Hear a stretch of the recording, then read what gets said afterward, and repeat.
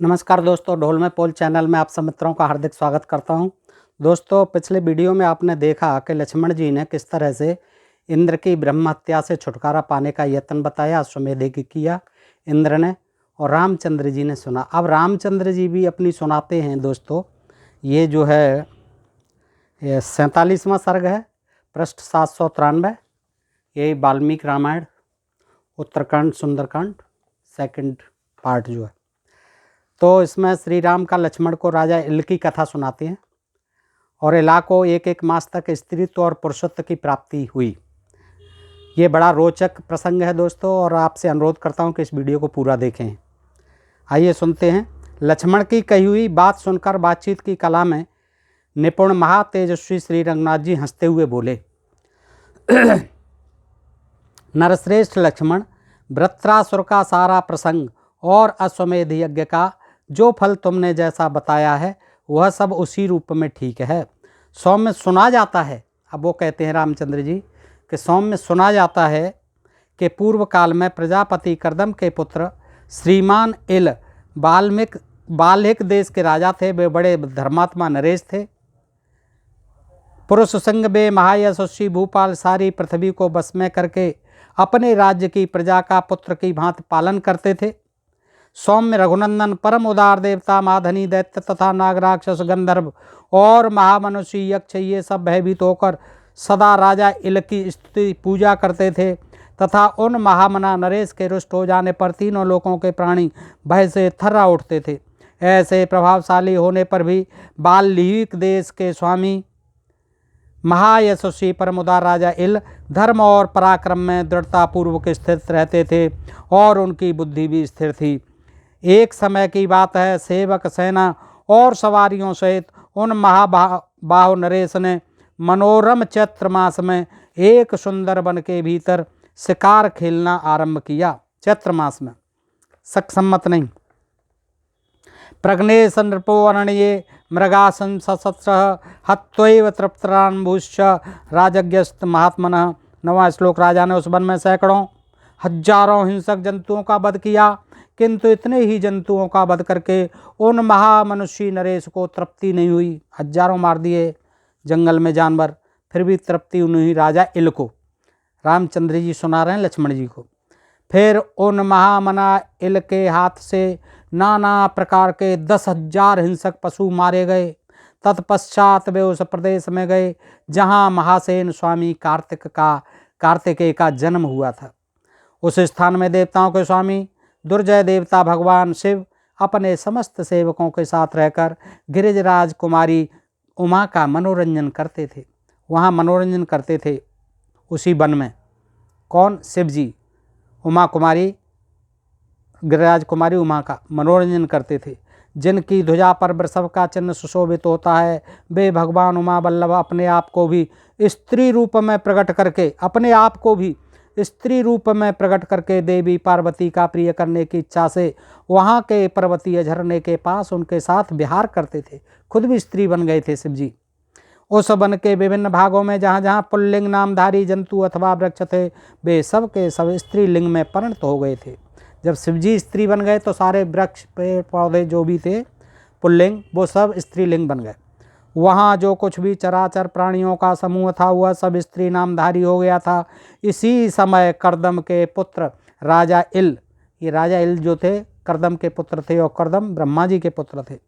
इल सहस्रों हिंसक पशुओं का वध करते हुए उस देश में आ गए। वो भी पहुँच गए वहीं जहाँ शिवजी रह रहे थे स्त्री बन के उमा के साथ। तो राजा इल भी पहुंच गए जंगल में शिकार करते करते। वहां आकर उन्होंने देखा सर्प पशु और पक्षियों सहित उस वन का सारा प्राण समुदाय स्त्री रूप हो गया है। रघुनंदन सेवकों सहित अपने आप को भी उन्होंने स्त्री रूप में परिणत हुआ देखा। अरे उन्होंने ये क्या, मैं भी स्त्री हो गया, यहाँ सब स्त्री हैं। तो उन्होंने देखा इल ने, तो उन्होंने अपने आप को भी स्त्री रूप में पाया। अपने को उस अवस्था में देखकर राजा को बड़ा दुख हुआ।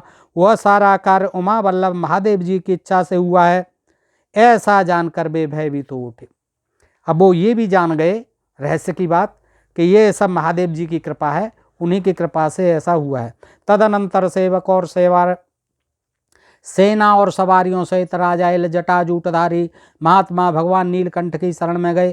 तब पार्वती के साथ विराजमान वरदायक देवता महेश्वर हंसकर प्रजापति पुत्र इल से स्वयं बोले, करदम कुमार महाबली राजर से उठो उठो, उत्तम व्रत का पालन करने वाले सौम्य नरेश, पुरुषत्व छोड़कर जो चाहो वह वर मांग लो। पुरुषत्व मत मांगो बस, क्योंकि मैं खुद भी स्त्री बना हुआ हूँ इस समय, तो आप पुरुषत्व को छोड़ करके इलजी जो भी वर मांगो मैं दूंगा।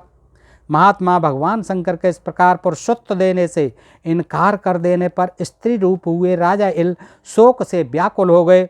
उन्होंने उन श्रेष्ठ महादेव जी से दूसरा कोई वर नहीं ग्रहण किया। उन्होंने कहा पर ठीक है, मुझे कोई वर नहीं चाहिए, मेरा तो जेंडर ही चेंज हो गया यहाँ आपके सानिध्य में आकर। तदनंतर महान शोक से पीड़ित हो राजा ने गिरिराज कुमारी उमा देवी के चरणों में संपूर्ण हृदय से प्रणाम करके यह प्रार्थना की। क्या प्रार्थना की? संपूर्ण वरों की अधीश्वरी देवी, जब महादेव जी से निराश हो गए राजा इल, तो उनके चरणों में प्रणाम करके कहते हैं, आप माननी हैं, समस्त लोगों को वर देने वाली हैं देवी, आपका दर्शन कभी निष्फल नहीं होता, अतः आप अपनी सौम्य दृष्टि से मुझ पर अनुग्रह कीजिए। राजर्षि इल के हार्दिक अभिप्राय को जानकर रुद्रप्रिया देवी पार्वती जी ने महादेव जी के समीप यह शुभ बात कही। अब वो क्या कहती हैं देखिए, संस्कृत में पढ़ूंगा दोस्तों श्लोक तो बहुत देर हो जाएगी, इसलिए मैं हिंदी में पढ़ता हूँ। राजन, तुम पुरुषत्व प्राप्त रूप जो वर चाहते हो उसके आधे भाग के दाता तो महादेव जी हैं, आधे भाग के दाता तो महादेव जी हैं, और आधा वर तुम्हें मैं दे सकती हूँ। अर्थात तुम्हें संपूर्ण जीवन के लिए जो स्त्रीत्व मिल गया है, इससे मैं आधे जीवन के लिए पुरुषत्व में परिवर्तित कर सकती हूँ। आधा पूरा स्त्रीत्व खत्म करके आपको आधा पुरुषत्व और आधा स्त्रीत्व दे सकती हूँ, आधा जीवन ये मैं कर सकती हूँ, इतना ही। इसलिए तुम सदा मेरा दिया हुआ आधा वर स्वीकार करो। तुम जितने जितने काल तक स्त्री और पुरुष रहना चाहो उसे मेरे सामने कहो। ये बता दो आप कितने समय तक, कितने दिन तक, कितने महीने तक, कितने साल तक स्त्री रहना चाहते हो, फिर कितने साल तक, कितने महीने तक, कितने दिन तक पुरुष रहना चाहते हो, ये बता दो। देवी पार्वती का वह परम उत्तम और अत्यंत अद्भुत वर सुनकर राजा के मन में बड़ा हर्ष हुआ और वे इस प्रकार बोले, देवी यदि आप मुझ पर प्रसन्न हैं तो मैं 1 मास तक भूतल पर अनुपम रूपवती स्त्री के रूप में रहकर, अनुपम रूपवती स्त्री के रूप में रहकर फिर 1 मास तक पुरुष होकर रहूं। यानी 1 महीने बाद, 1 महीने के अंतराल बाद मेरा क्रम ये बदलता रहा, 1 महीने स्त्री, 1 महीने पुरुष, 1 महीने स्त्री, 1 महीने पुरुष। राजा के मनोभाव को जानकर सुंदर मुखवाली पार्वती देवी ने यह शुभ वचन कहा, ऐसा ही होगा राजन, जब तुम पुरुष रूप में रहोगे उस समय तुम्हें अपने स्त्री जीवन की याद नहीं रहेगी, और जब तुम स्त्री रूप में रहोगे उस समय तुम्हें 1 मास तक अपने पुरुष भाव का स्मरण नहीं होगा। इस प्रकार करदम कुमार राजा इल 1 मास तक पुरुष रहकर फिर 1 मास त्रिलोक सुंदरी नारी इला के रूप में रहने लगे। देखिए कितनी ज्ञानप्रद कहानी रामचंद्र जी सुना रहे हैं लक्ष्मण जी को। तो श्री राम की कही हुई इल के चरित्र से संबंध रखने वाली उस कथा को सुनकर लक्ष्मण और भरत दोनों ही बड़े विस्मित हुए, और स्वाभाविक है होना। उन दोनों भाइयों ने हाथ जोड़कर श्री राम से महामना राजा इल के स्त्री पुरुष भाव के विस्तृत वृत्तांत के विषय में पुनः पूछा। तो वो कहते हैं, तदनंतर उस प्रथम मास में ही, रामचंद्र जी आगे बोलते हैं, उस प्रथम मास में ही इला त्रिभुवन सुंदरी नारी होकर वन में विचरने लगी। जो पहले उसके चरण सेवक थे वे भी स्त्री रूप में परिणत हो गए। जो सारे सेवक जो थे वो भी सारे स्त्री बन गए। उन्हीं स्त्रियों से घिरी हुई लोक सुंदरी कमल लोचना इला, अब इल से इला हो गई, इला वृक्षों, झाड़ियों और लताओं से भरे हुए एक वन में शीघ्र प्रवेश करके पैदल ही सब ओर घूमने लगी। उस समय सारे वाहनों को सब ओर छोड़कर इला विस्तृत पर्वतमालाओं के मध्य भाग में भ्रमण करने लगी। उस वन प्रांत में पर्वत के पास ही एक सुंदर सरोवर था जिसमें नाना प्रकार के पक्षी कलरव कर रहे थे। उस सरोवर में सोमपुत्र बुध तपस्या करते थे। सोमपुत्र चंद्रमा के पुत्र बुध, आपने देखा कि चंद्रमा जो है किस तरह से अपने गुरु बृहस्पति की पत्नी तारा को लेकर भागे थे, और उसी से उनके ये बुध जो है पैदा हुआ था, चंद्रमा का पुत्र। तो उस सरोवर में ही वहाँ सोमपुत्र बुध तपस्या कर रहे थे, जो अपने तेजस्वी शरीर से उदित हुए पूर्ण चंद्रमा के समान प्रकाशित हो रहे थे। इला ने उन्हें देखा। वे जल के भीतर तीव्र तपस्या में संलग्न थे। उन्हें पराभूत करना किसी के लिए भी अत्यंत कठिन था। वे यशस्वी, पूर्ण काम और तरुणावस्था में स्थित थे। रघुनंदन उन्हें देखकर इला चकित हो उठी और जो पहले पुरुष थीं उन स्त्रियों के साथ जल में उतरकर उसने सारे जलाशय को शुद्ध कर दिया। वो भी अपनी सारी स्त्रियों को लेकर के उतर गई। इला जो है, इला पर दृष्टि पड़ते ही बुद्ध कामदेव के बाणों का निशाना बन गए। कामदेव के बाणों से घायल हो गए। इला पर दृष्टि पड़ते ही उन्हें अपने तन मन धन की सुध न रही और वे उस समय जल में विचलित हो उठे। इला त्रिलोकी में सबसे अधिक सुंदरी थी। उसे देखते हुए बुध का मन उसी में आसक्त हो गया और वे सोचने लगे, यह कौन सी स्त्री है जो देवांगनाओं से भी बढ़कर रूपवती है। न देव वनिताओं में, न नाग वधुओं में, न असुरों की स्त्रियों में, न अप्सराओं में ही मैंने पहले कभी कोई ऐसी मनोहर रूप से सुशोभित होने वाली स्त्री नहीं देखी। यदि यह दूसरे को ब्याही नहीं गई हो अविवाहित हो, तो सर्वथा मेरी पत्नी बनने योग्य है। ऐसा विचार कर वे जल से निकलकर किनारे आए। फिर आश्रम में पहुंचकर उन धर्मात्मा ने पूर्वोक्त सभी सुंदरियों को आवाज देकर बुलाया और उन सब ने आकर उन्हें प्रणाम किया। तब धर्मात्मा बुद्ध ने उन सब स्त्रियों से पूछा, यह लोक सुंदरी नारी किसकी पत्नी है और किस लिए यहाँ आई है? ये सब बातें तुम शीघ्र मुझे बताओ। बुद्ध के मुख से निकला हुआ यह शुभ वचन मधुर पदावली से युक्त तथा मीठा था। उसे सुनकर उन सब स्त्रियों ने मधुर वाणी में कहा, ब्राह्मण, यह सुंदरी हमारी सदा की स्वामिनी है। इसका कोई पति नहीं है। यह हम लोगों के साथ अपनी इच्छा के अनुसार वन प्रांत में विचरती रहती है। उन स्त्रियों का वचन सब प्रकार से सुस्पष्ट था। उसे सुनकर ब्राह्मण बुद्ध ने देखिए, बुद्ध ब्राह्मण थे। ब्राह्मण बुद्ध ने पुण्यमयी आवर्तनी विद्या का आवर्तन किया। उस राजा के विषय की सारी बातें यथार्थ रूप से जानकर मुनिवर बुद्ध ने उन सभी स्त्रियों से कहा। अब जब उसे पूछ लिया कौन है ये, क्या है क्या नहीं है, तब जाकर के बुद्ध ने उन स्त्रियों से क्या कहा कि अत्रम किम पुरुषनी भूत्वा शैले रोदसी वस्त्यस्थ आवासस्तु गिरावसनम शीघ्रमेव विधीयताम। 22वां श्लोक। तुम सब लोग, देखिए क्या कहते हैं बुद्ध जी, तुम सब लोग किम पुरुषी किन्नरी होकर आप देख रहे हैं, थर्ड जेंडर होकर पर्वत के किनारे रहोगी। जाओ, मैंने कह दिया आपसे, आपको साफ दे दिया, आप किन्नरी हो जाओगी, सब थर्ड जेंडर बन गई और पर्वत के किनारे रहोगी। इस पर्वत पर शीघ्र ही अपने लिए निवास स्थान बना लो, अब यहीं रहो। पत्र और फल फूल से सदा तुम अपना जीवन निर्वाह करना। आगे चलकर तुम सभी स्त्रियां किमपुरुष नामक पतियों को प्राप्त कर लोगी। फिर पति भी तुम्हारे होंगे, वो भी किमपुरुष होंगे, तुम्ही में से ही किमपुरुष भी पैदा होंगे। किमपुरुषी नाम से प्रसिद्ध हुई, किन्नरियाँ प्रसिद्ध हुई। ये किन्नरियाँ जो इसी तरह से पैदा हुई हैं, कहने का ये आशय है। किमपुरुषी नाम से प्रसिद्ध हुई वे स्त्रियाँ सोमपुत्र बुध की उपयुक्त बात सुनकर उस पर्वत पर रहने लगीं। उन स्त्रियों की संख्या बहुत अधिक थी। किमपुरुष जाति की उत्पत्ति का यह प्रसंग सुनकर, किमपुरुष जाति की उत्पत्ति देखिए, सुनाइए लक्ष्मण जी, वो रामचंद्र जी ने, कि कैसे पैदा हुए ये थर्ड जेंडर किमपुरुष, जिन्हें हम हिजड़े भी कहते हैं, किन्नर। किमपुरुष जाति की उत्पत्ति का यह प्रसंग सुनकर लक्ष्मण और भरत दोनों ने महाराज श्री राम से कहा, यह तो बड़े आश्चर्य की बात है।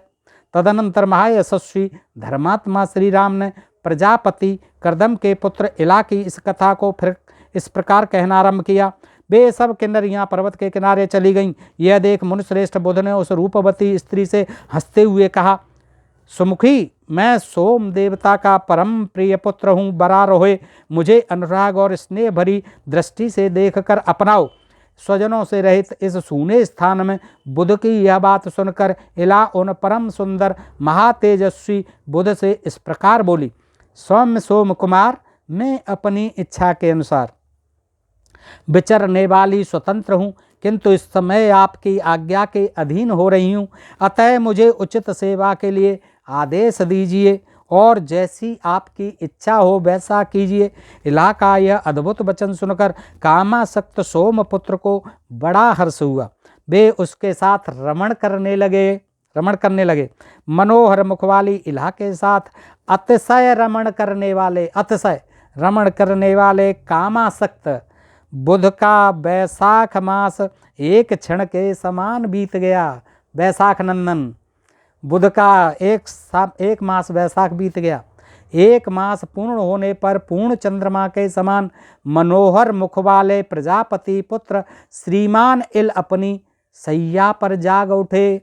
एक महीना जब पूरा हुआ तो वो श्रीमान जी उनको याद आता था। एक महीने बाद वो जाग उठे और उन्होंने देखा सोमपुत्र बुध वहाँ जलाशय में तप कर रहे हैं, उनकी भुजाएं ऊपर को उठी हुई और वे निराधार खड़े हैं। उस समय राजा ने बुध से पूछा, भगवान मैं अपने सेवकों के साथ दुर्गम पर्वत पर आ गया था, परंतु यहाँ मुझे अपनी वह सेना नहीं दिखाई देती। अब याद आया पिछला वाकया, पता नहीं वे मेरे सैनिक कहाँ चले गए हैं। राजर्ष इल की स्त्री तो प्राप्त विषयक स्मृति नष्ट हो गई थी।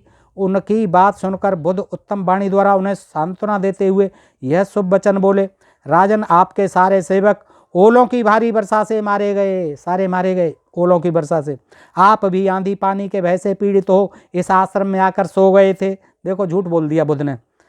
वीर अब आप धैर्य धारण करें, आपका कल्याण हो। आप निर्भय और निश्चिंत होकर फलमूल का आहार करते हुए यहाँ सुखपूर्वक निवास कीजिए।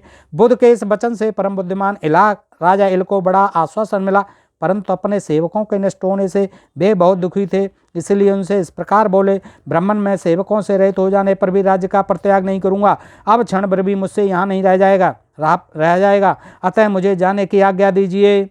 ब्राह्मण मेरे धर्मपरायण ज्येष्ठ पुत्र बड़े यशस्वी हैं, उनका नाम शशबिंदु है। जब मैं वहाँ जाकर उनका अभिषेक करूँगा तभी वे मेरा राज्य ग्रहण करेंगे।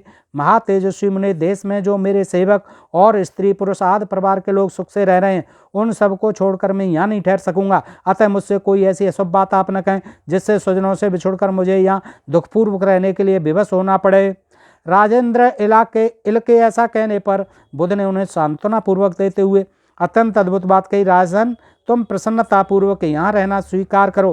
कर्दम के महाबली पुत्र तुम्हें संताप नहीं करना चाहिए। जब तुम 1 वर्ष तक यहाँ निवास कर लोगे तब मैं तुम्हारा हित साधन करूँगा। पुण्यकर्मा बुध का यह वचन सुनकर उन ब्रह्मवादी महात्मा के कथनानुसार राजा ने वहाँ रहने का निश्चय किया। वे 1 मास तक स्त्री होकर निरंतर बुध के साथ रमण करते और फिर 1 मास तक पुरुष होकर धर्मानुष्ठान में मन लगाते थे। 1 महीना स्त्री का आनंद लेते थे, रमण करते थे, और 1 महीना पुरुष रहते थे, धर्मानुष्ठान करते थे। तदनंतर 9वें मास में सुंदरी इला ने सोमपुत्र बुध से एक पुत्र को जन्म दिया जो बड़ा ही तेजस्वी और बलवान था। उसका नाम पुरुरवा था। पुरुरवा राजा विख्यात हुए, तो पुरुरवा जी पैदा हुए। इस तरह से उस महाबली पुत्र की अंग कांति बुद्ध के ही समान थी। वह जन्म लेते ही उपनयन के योग्य अवस्था का बालक हो गया। जन्म लेते ही उपनयन संस्कार हो गया, इसलिए सुंदरीला ने उसे पिता के हाथों में सौंप दिया। वर्ष पूरा होने में जितने मास शेष थे उतने समय तक जब जब राजा पुरुष होते थे तब तब वह मन को बस में रखने वाले बुद्ध धर्मयुक्त कथाओं द्वारा उसका मनोरंजन करते थे। इस प्रकार दोस्तों फिर इसको राजा इल को भी ब्राह्मण लोग जो है कहेंगे कि आप शिव जी से आज्ञा लीजिए और अश्वमेध यज्ञ कीजिए, तब इस पाप से, इस शाप से आपका जो है छुटकारा होगा। वो राजा बुध भी फिर अश्वमेध यज्ञ करते हैं। दोस्तों आज के लिए इतना ही। आप ढोल में पोल चैनल को सब्सक्राइब करते रहें। आपका बहुत बहुत आभार। नमस्कार।